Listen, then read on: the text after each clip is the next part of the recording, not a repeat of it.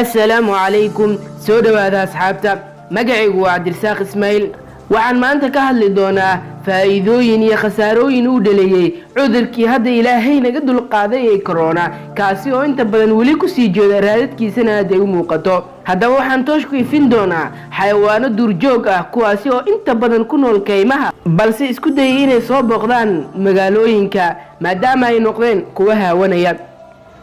shaki kuma jiro in fayraska corona uu saameyn weyn ku reebay caalamka sidoo kale corona dartiisa waxa haawanayay magaalooyinkii oo idil dad badan ayaana noqday gurajoogayaal maadaama caalamkii uu dhan u xirxirnaashahaasna waxa uu sababay khasaarooyin fara badan dhanka shirkadaha waaweyn ee caalamka waxayna khasaareen kumanaan malaayiin dollar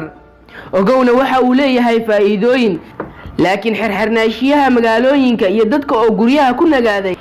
waxay keentay in xayawaano badan oo duurjooga ay soo booqdaan magaalooyinka waliba adigoo mooda sida in ay joogaan kaymahooda oo kale waxayna ku raaxaysanayaan si xuriyad ah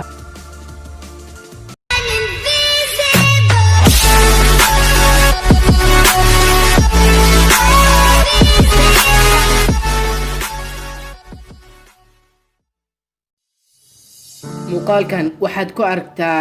xayawaano dhaxluweynaya magaalooyinka waliba si xorriyad leh ayaga oo dhex wareegaya mid ka mid ah magaalooyinka ku yaala dhinaca koonfureed ee qaaradda Afrika waxaana isweydiin mudan haddii xayawaanadan ay ku nool yihiin dhinaca waqooyi ee qaaradda Afrika maxaa keenay inay imaadaan dhinaca koonfureed laakiin xayawaanadan ayaa ah inta badan kuwa degan xeebaha oo ku nool balse aragti ahaan ayaa ka dhigaysa arrin la yaab leh loogiziga xayawaankan waa mid ka mid ah xayawaanada ugu khatarta badan caalamka uguna miisaanka weyn waxaana miisaankeeda lagu qiyaasaa 1,000 kilogram tani waa magaalada Nepal waana maalmaha uu xiray koroonaha magaalada waxaana soo galay xayawaankan iyada oo si xuriid ah u soconaysa dadkuna waa ay ka wada cararayeen ilaan uma adkeysan karaan xoogeeda daawo kilibkan waa xayawaanka hadda aan soo sheegnay kaasi oo isku dayay in qofkan uu wax gaarsiiyo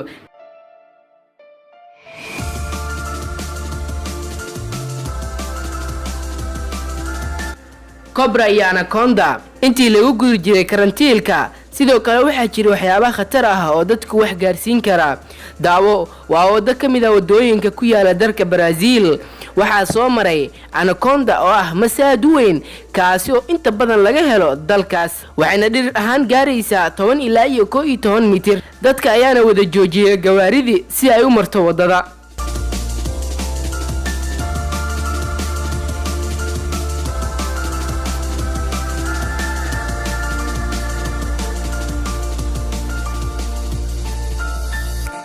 halkan waa magaalada Hyderabad ee dalka India waqti lagu arkay xayawaanka hadda aan soo sheegnay mid u eg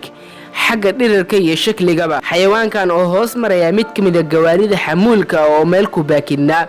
dadka ayaana aad u argagaxay maxaa yeelay deegaankaasi oo idil kama dhawa wax keen ah hadda sawayaabay xagu ka yimid xayawaankan sidan u weyn waa su'aasha ay ka dhex guuxaysay dadka halka ku sugnaa diinku waa xayawaano noocyo badan leh waxaana jira kuwa ku nool bariga iyo kuwa ku nool biyaha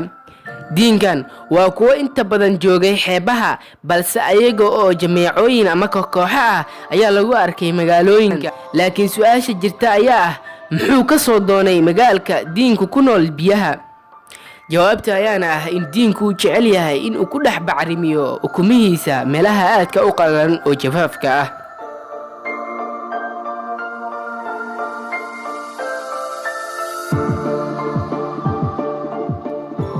bolo xayawaankan sidaan ognahay waqtigiisa oo idil waxa uu dul haawayaa ama uu ku nool yahay badaha ama biyaha balse daawo fiidiyogan